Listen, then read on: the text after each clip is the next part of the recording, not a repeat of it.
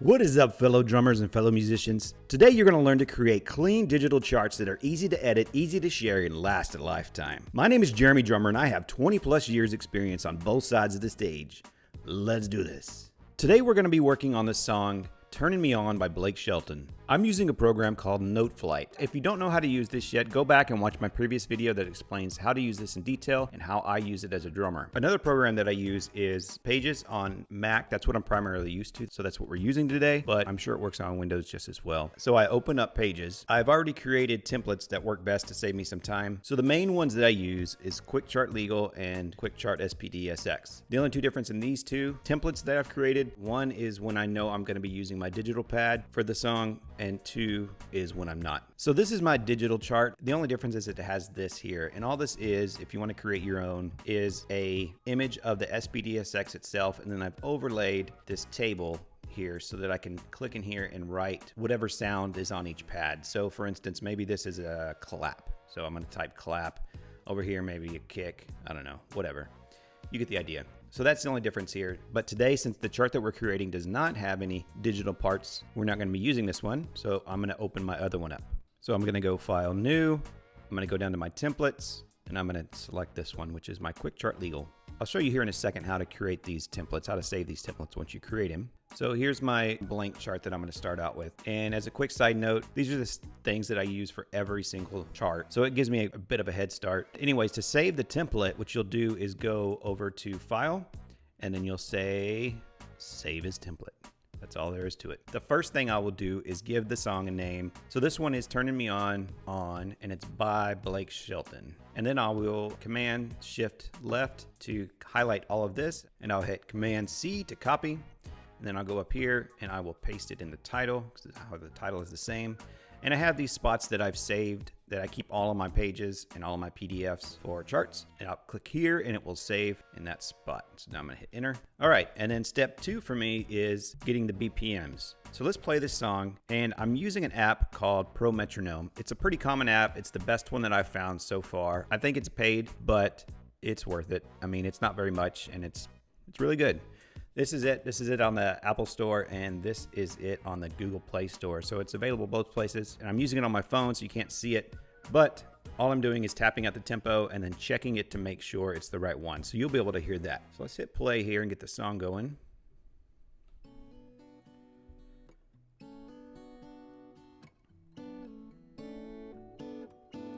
Looks like we're gonna be around 112. So I'm gonna check it out.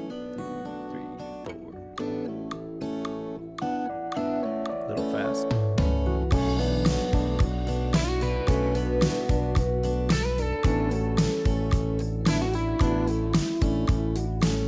Her kisses taste like whiskey, burning through my veins. She don't know how to. So it looks like we're at 111. So up here in this section, I'm going to put BPM as 111. And if it was anything other than 4/4, then I would put that below here. But most all the songs that I do are in 4/4, sometimes 6/4. But if it's in 6/4, I'd put time signature 6/4, like that. Anyways, but this one's not, so it's gonna be 4/4. So there's that. Then I'm gonna go back and I'm gonna listen to the intro and see what we got. 4 2 2 3 4 3 2 3 4 4 2 3. All right, so. Looks like we have some rest here in the beginning. Now I'm creating this for drum parts, but you can use it in other ways too, just to give you an idea how I'm using it. So in the beginning, the drums are resting. So here in NoteFlight, the next step that I would do is I use a Command Shift 4, which gives me these crosshairs, and then I can put it around whatever I want to clip to get a screenshot. Bada bing, bada boom, and I grab this and I drag it over here. Always try to remember to change this from automatic to none, because if you don't, when you need to move things around, it will shift it in a weird way that doesn't really work very well. So leave text wrap to none. That's also another reason why I keep all these as text boxes and images instead of like actually writing on the page. You know what I mean? All right, so we got arrest. I think we had 4 bars here, so copying this, I'm gonna put this here. And then I also wanna note who starts the song. All right, so let me start that over from the beginning. 2, 3, 4, 2, 2, 3,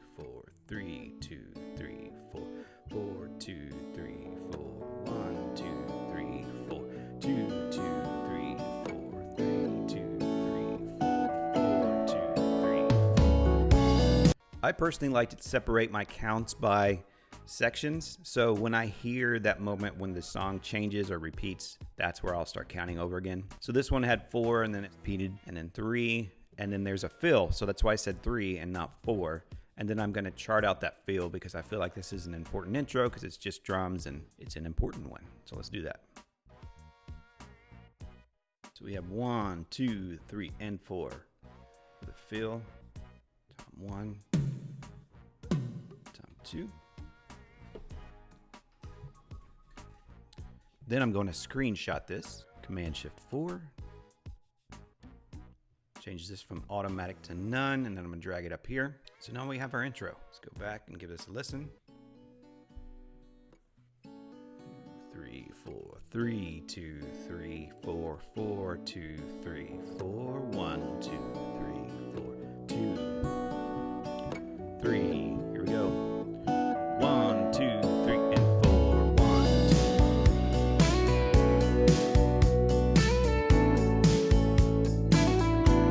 All right, so it sounds like we have just a regular kind of country beat. This one here, pretty smooth hat and a heavy tambourine. I'm only charting the drum set part today. So Command-Shift-4, I'm going to screenshot this one right here. This is why I was explaining earlier from the earlier video about note flight. This is why I keep these templates up here because so many of them are used over and over again. So I'm going to change this from automatic to none. I'm going to put it here. We're still in the intro section, so that's what I stands for is intro. Need to change this to 4 because it's 1, 2, 3, 4 acoustic in. Let's keep going. See what we got.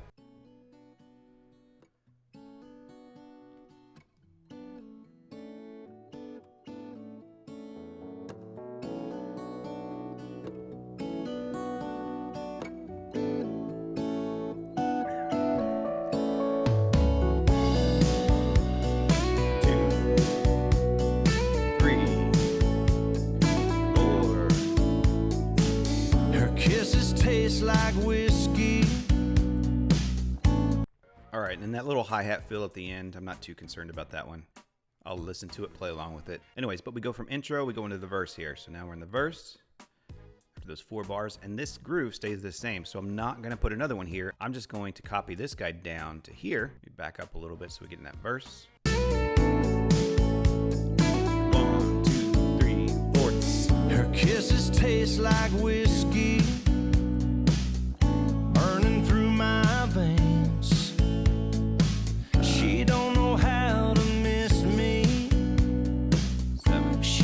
Right where she aims.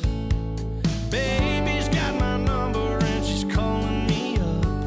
Knows what she's doing with a single touch. All right, so this one had an open hi-hat on 1, so I'm just going to notate that here. So open hi-hat and then a snare hit on 4. Now what I'll typically do, especially during a fill, is I like, this personal preference, is I'll highlight all the snare hit. That way when I glance at it, I don't have to look too hard and I know where the snare hits are. Now, funny thing, tricky part about this screenshot is you have to catch it when the cursor is not blinking. So 1, 2, 3, let's go. Got it. Drag this up here. Show you what I mean if I don't change this. When I move things over here, it moves the text around. And I don't want that. So put that there, then I'll say none. All right, and then we're gonna go into the chorus. So I'm gonna copy paste. I'm gonna say C for chorus. Let's see what the chorus does. 1, 2, 3, 4. 1, 2, 3.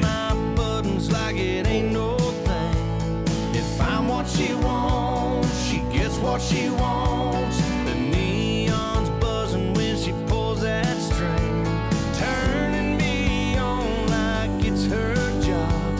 Sometimes I think she must get off on.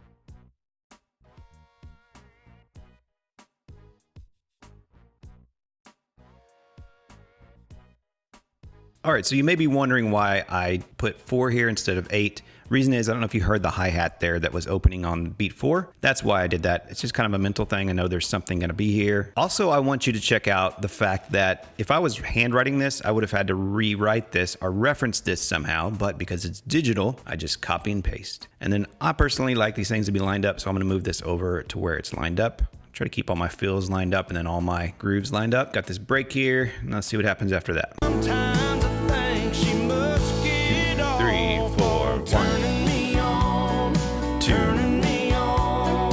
3, 4, Knows how to set. and then we're back into a verse. Suppose if you wanted to, you could call this verse 2. If you're speaking with others, you know, you're at a rehearsal or something, and you need to reference verse 1, verse 2, it'd be handy. But I don't find that I need that very often in my situation. This groove right here is not changing. Had this groove changed, let's say, just for example purposes, this groove changed to a side stick. Well, then I would either create that groove or I'd go over here and I have it already saved in the template somewhere, which is right here. So Command Shift 4, screenshot it, drag it over, change it from automatic to none. I've done this a lot. And then put it right here. Bada bing, bada boom. And so I can quickly look at this and I know that this groove doesn't change till we get to here. And then at the end of this chorus, there's this. At the end of this verse, there's this. This is how I like it. So I found it works best. But you're getting the general idea of where I'm going. So let me finish this up. Let me finish this chart. I'm going to skip ahead and then we'll go from there. Okay, all done. So a few quick notes that I want to make here. A lot of people will probably ask, well, you know, this is the same as this chorus and this verse is the same as this verse, etc., etc. Why don't you just write it once and then reference it? And I could have, yes, but this is my personal preference. I don't like to have to look up and down and all around my chart. I like to just read straight down the chart. So I'll repeat it. And again, because it's digital, it doesn't matter. I just highlight and copy this stuff. No big deal. Another thing that I may do on this particular chart, because this groove goes through the whole entire song here, except for this down chorus, is I might move all of this over, but that's what I would do.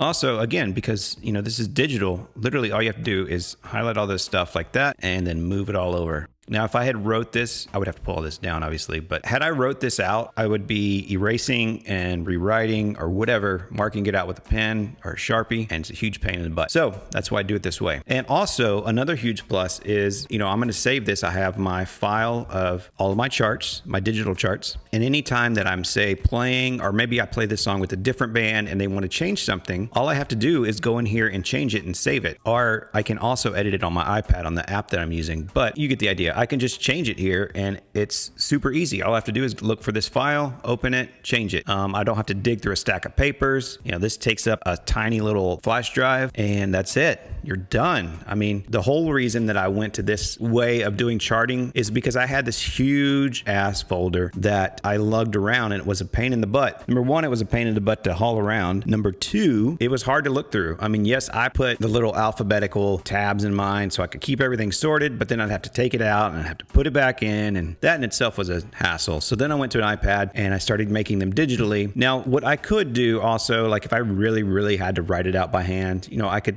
take a picture of my chart and then put that into my iPad. That's one way of doing it. But then again, I'm still back to the same thing where how do I edit it later? Do I just handwrite it with my finger on the iPad? Or, well, this, I don't have to worry about that. And, you know, like, let's say we make a different version, or I'm playing with a band that reformats this somehow. All I have to do is duplicate this file, duplicate, and then I've got a whole nother one that I could work with, and I don't have to worry about messing up the original. You know, I could call this maybe the name of the band or something.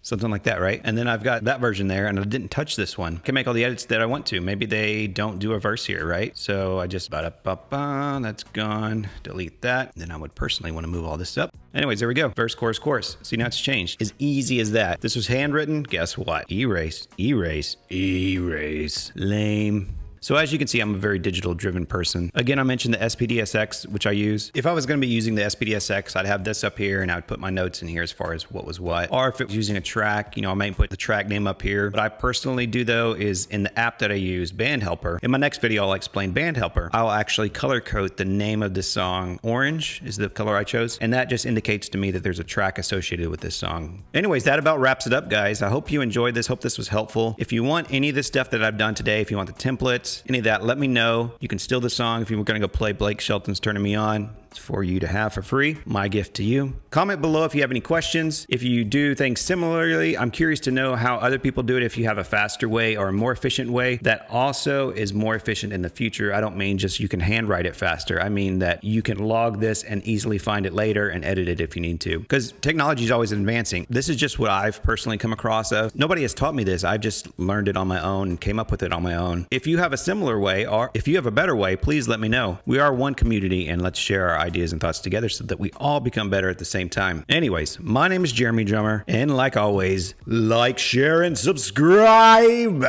Jeremy Drummer, out!